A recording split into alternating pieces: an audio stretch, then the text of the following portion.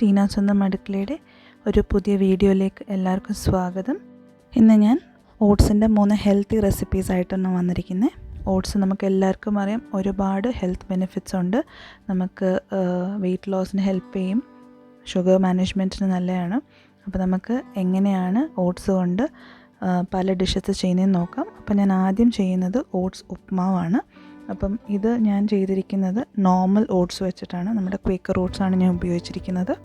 അപ്പോൾ അത് വെച്ചിട്ട് നമ്മൾ എങ്ങനെയാണ് ചെയ്യുന്നതെന്ന് നോക്കാം. ആദ്യം തന്നെ ഒരു പാനിലോട്ട് നമ്മൾ ചെറിയ ഫ്ലെയിമിൽ വെച്ച് ഒരു 1.5 കപ്പ് ഓട്സ് നമ്മൾ ഒന്ന് റോസ്റ്റ് ചെയ്തെടുക്കണം. ഓട്സ് നമ്മൾ റോസ്റ്റ് ചെയ്യുന്നത് ആർക്കെങ്കിലും ഡൈജഷൻ ഇഷ്യൂസ് ഉണ്ടെങ്കിൽ ഇത് റോസ്റ്റ് ചെയ്യുമ്പം അതിൻ്റെ ഇഷ്യൂസ് കുറയും. അതിൻ്റെ കൂടെ നമ്മൾ ഈ ഉപ്മാവിന് കുറച്ച് വെള്ളമാണ് നമ്മൾ യൂസ് ചെയ്യുന്നത്. അപ്പോൾ അതിൻ്റെ ടെക്സ്ചറിന് വേണ്ടിയിട്ടും കൂടിയാണ് നമ്മൾ ഇത് റോസ്റ്റ് ചെയ്യുന്നത്. ഇപ്പോൾ ഒരു 4 to 5 minutes മീഡിയം ഫ്ലെയിമിൽ റോസ്റ്റ് ചെയ്തതിന് ശേഷം ഓട്സ് നമ്മൾ മാറ്റി വയ്ക്കുക. അതേ പാനിലോട്ട് തന്നെ ഞാൻ 1 ടേബിൾ സ്പൂൺ എണ്ണയാണ് ഉപയോഗിച്ചിരിക്കുന്നത്. ഇതൊരു ഹെൽത്തി ഡിഷ് ആയതുകൊണ്ട് തന്നെ വളരെ കുറച്ച് എണ്ണ ഉപയോഗിച്ചിട്ടാണ് ഞാൻ ചെയ്തിരിക്കുന്നത്. അതിലോട്ട് ഇച്ചിരി കടുക് ഇട്ട് പൊട്ടിച്ചതിന് ശേഷം ജീരകവും കുറച്ച് കപ്പലണ്ടി ഇട്ടിട്ടുണ്ട്. കപ്പലണ്ടി ഞാൻ മുമ്പേ തന്നെ വറുത്ത് വെച്ചതായതുകൊണ്ട് കുറച്ച് നേരം ഇട്ട് റോസ്റ്റ് ചെയ്താൽ മതിയാവും. നിങ്ങൾ ഡയറക്റ്റ്ലി യൂസ് ചെയ്യുവാണെങ്കിൽ നിങ്ങൾ കുറച്ചധികം നേരം ഇട്ട് വറുക്കേണ്ടി വരും. അതിൻ്റെ കൂട്ടത്തിൽ തന്നെ ഞാൻ കുറച്ച് ഉലുവയും ഉഴുന്ന് പരിപ്പും ആഡ് ചെയ്തിട്ടുണ്ട്. ഇതൊക്കെ ഹെൽത്ത് ബെനിഫിറ്റ്സും ഉണ്ടാവും, അതേപോലെ നല്ലൊരു അറോമയാണ് ആ ഒരു ഡിഷ് ഉണ്ടാക്കുമ്പം, അതിന് നല്ലൊരു ഫ്ലേവറും കിട്ടും. അപ്പോൾ നമ്മളിത് നന്നായിട്ട് റോസ്റ്റ് ചെയ്തതിന് ശേഷം അതിലോട്ട് ചെറുതായിട്ട് കട്ട് ചെയ്ത് വെച്ചിരിക്കുന്ന ഇഞ്ചി, 1 ടീസ്പൂണോളം ഇഞ്ചിയും പിന്നെ കുറച്ച് കറി ലീവ്സും പച്ചമുളകും ചെറുതായിട്ട് കട്ട് ചെയ്ത് വെച്ചിരിക്കുന്ന സവാളയുമാണ് ഞാൻ ആഡ് ചെയ്തിരിക്കുന്നത്. ഇതൊന്ന് വഴണ്ട് വരുമ്പോഴത്തേക്കും കുറച്ച് ഉപ്പിട്ട് കൊടുക്കാം. ആദ്യം കുറച്ച് ഉപ്പിട്ട് നോക്കുക, പിന്നെ നമുക്ക് ആവശ്യമുണ്ടെങ്കിൽ പച്ചക്കറിയൊക്കെ വെന്ത് വരുമ്പോൾ നമുക്ക് ആഡ് ചെയ്ത് കൊടുക്കാവുന്നതേ ഉള്ളൂ. പിന്നെ നമ്മൾ ഈ സവാളയുടെ കൂടെ ഇച്ചിരി ഉപ്പിട്ട് കൊടുത്താൽ സവാളയും വേഗം വഴണ്ട് കിട്ടും. അപ്പോൾ ഇതൊന്ന് നന്നായിട്ട് വഴണ്ട് വന്നതിന് ശേഷം നമ്മൾ എടുത്തു വെച്ചിരിക്കുന്ന പച്ചക്കറികൾ, ഞാനിവിടെ ഉപയോഗിച്ചിരിക്കുന്നത് നമ്മുടെ ക്യാരറ്റ്, ബീൻസും ഗ്രീൻ പീസുമാണ്. അപ്പോൾ ഇതിൻ്റെ ഒരു കുക്കിംഗ് ടൈം എന്ന് പറയുന്നത് ഒരു 4 to 5 minutes നമ്മൾ വെള്ളവും കൂടെ ഒഴിച്ച് നമ്മളൊന്ന് അടച്ച് വെച്ച് വേവിച്ച് കഴിഞ്ഞാൽ ഒരു 5 minutesനുള്ളിൽ ഇത് ചെറുതായിട്ടങ്ങ് സോഫ്റ്റ് ആവും. ഞാൻ ചെറുതായിട്ടാണ് കട്ട് ചെയ്തിരിക്കുന്നത്, അതുകൊണ്ട് തന്നെ വേഗം തന്നെ കുക്കായി കിട്ടും.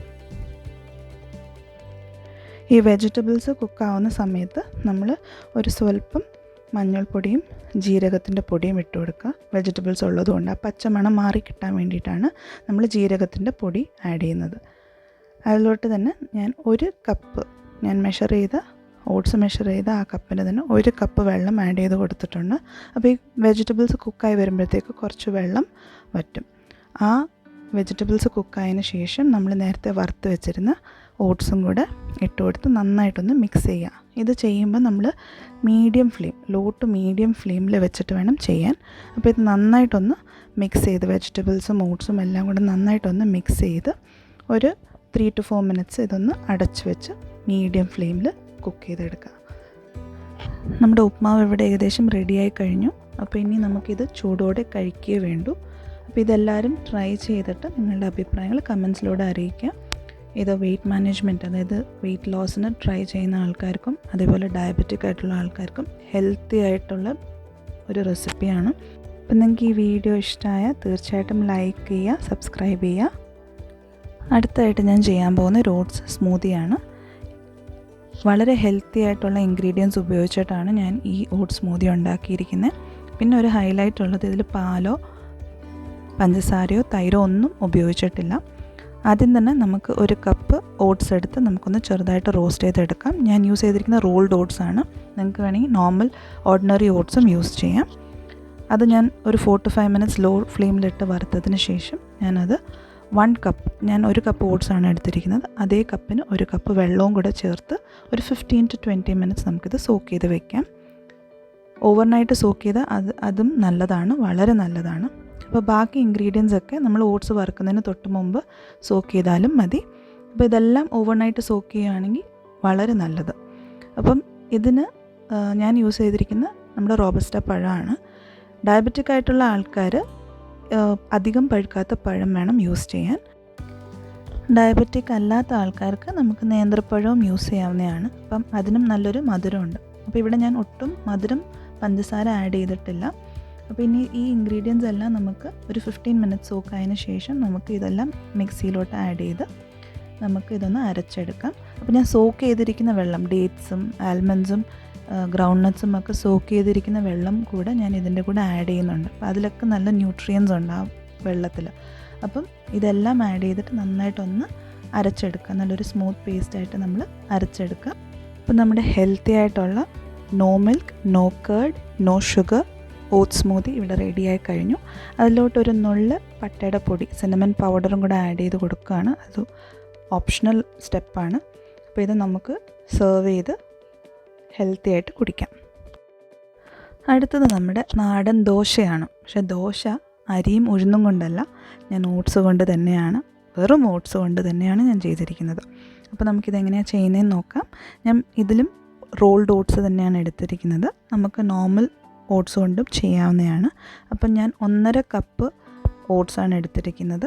അപ്പോൾ അതിൽ നമ്മൾ ആദ്യം എല്ലാ റെസിപ്പീസിലും ചെയ്തതുപോലെ തന്നെ നമ്മളത് ചെറിയ ഫ്ലെയിമിലിട്ട് ഒരു 4 തൊട്ട് 5 മിനിറ്റ് വരെ നമ്മളിതൊന്ന് റോസ്റ്റ് ചെയ്തെടുക്കുക. എന്നിട്ട് നമ്മൾ 1.5 കപ്പ് ഓട്സ് എടുത്തിട്ടുണ്ടെങ്കിൽ 1.5 കപ്പ് വെള്ളം തന്നെ ചേർത്ത് നമ്മളിതൊന്ന് കുതിർത്ത് വയ്ക്കുക ഒരു 15 മിനിറ്റ്. അതിൻ്റെ ഇടയിൽ നമുക്ക് ബാക്കിയുള്ള ഇൻഗ്രീഡിയൻസും റെഡിയാക്കി എടുക്കാം. കുറച്ച് വെള്ളത്തിൽ ഞാൻ ഒരു 1/4 ടീസ്പൂൺ ഉലുവയും കൂടെ സോക്ക് ചെയ്ത് വെച്ചിട്ടുണ്ട്. നമുക്കിനി ബാക്കി ആവശ്യമുള്ള സാധനങ്ങളെന്ന് പറയുന്നത് ഒരു ചെറിയ കഷ്ണം ഇഞ്ചി, ഒരു പച്ചമുളക്, കുറച്ച് കറിവേപ്പില, പിന്നെ ഞാൻ കുറച്ച് ചെറിയ ഉള്ളിയാണ് എടുത്തിരിക്കുന്നത്. നമുക്ക് ചെറിയ ഉള്ളി ഹെൽത്തിന് നല്ലതായതുകൊണ്ടാണ് ഞാൻ അവിടെ ഇത് യൂസ് ചെയ്തിരിക്കുന്നത്. നമുക്ക് ഇപ്പോൾ ചെറിയ ഉള്ളി ഇല്ലയെന്നുണ്ടെങ്കിൽ നമുക്ക് സവാള ആണെങ്കിലും നമുക്ക് യൂസ് ചെയ്യാവുന്നതാണ്. അപ്പോൾ ഇത് എല്ലാം സോക്കായിട്ടുണ്ട്. നമ്മുടെ ഓട്സ് 15 മിനിറ്റ്സോളം ആയി. അപ്പം ഇനി നമുക്കിതൊന്ന് അരച്ചെടുക്കാം. ഞാൻ ഒട്ടും വെള്ളം ചേർത്തിട്ടില്ല. ഞാൻ ആദ്യം വെറും ഓട്സാണ് ചേർത്തത്. പിന്നെ ബാക്കി ഉലുവയും ചെറിയ ഉള്ളിയും ഒരു ചെറിയ കഷ്ണം ഇഞ്ചിയും പച്ചമുളകും പിന്നെ നമ്മുടെ കറിവേപ്പിലയും. പിന്നെ ഇതിലോട്ട് ഞാൻ യൂസ് ചെയ്തിരിക്കുന്ന റോക്ക് സോൾട്ടാണ്. അപ്പോൾ നമുക്ക് സാധാരണ നമ്മുടെ കല്ലുപ്പ്, അതും നല്ലതാണല്ലോ ഹെൽത്തിന്. അതില്ലാത്തവർക്ക് സാധാരണ പൊടിയുപ്പാണെങ്കിലും യൂസ് ചെയ്യാം. ഇതെല്ലാം ചേർത്തിട്ട് നമുക്കിതൊന്ന് ആദ്യം അരച്ചെടുക്കാം. അപ്പോൾ വെള്ളം വേണമെങ്കിൽ ചേർത്ത് കൊടുത്താൽ മതി.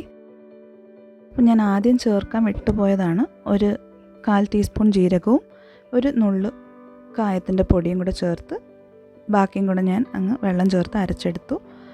അപ്പോൾ ഇത് അരച്ചെടുത്തപ്പോൾ കുറച്ച് കട്ടിയുണ്ട്. അപ്പോൾ നമ്മുടെ ദോശയുടെ മാവിന് ഒരു പരുവമുണ്ട്. അപ്പോൾ അത്രയും വെള്ളം നമ്മൾ ചേർക്കുക.